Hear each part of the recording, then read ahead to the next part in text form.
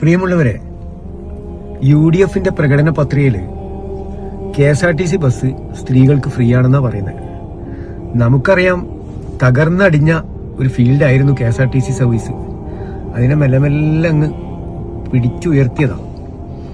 എത്രമാത്രം അത് ഫലവത്താവുമെന്ന് നമ്മൾ കണ്ടറിഞ്ഞ് കാണണം. ആദ്യത്തെ 2 ഗ്യാരണ്ടികൾ സ്ത്രീകൾക്ക് വേണ്ടിയുള്ളതാണ്. KSRTC ബസ്സിൽ ഇനി നിങ്ങൾക്ക് സൗജന്യ യാത്രയാ. ഒരാളും നിങ്ങളോട് പണം ചോദിക്കില്ല. ടിക്കറ്റ് ഓ, നിങ്ങൾ പെണ്ണുങ്ങൾക്ക് സൗജന്യ യാത്രയാണല്ലോ അല്ലേ? അതെ, ശരിയാണ്. കണ്ടക്ടർക്ക് അറിയില്ലേ? എത്രയാടോ ഇന്നത്തെ കളക്ഷൻ? ഒറ്റ പൈസയില്ല.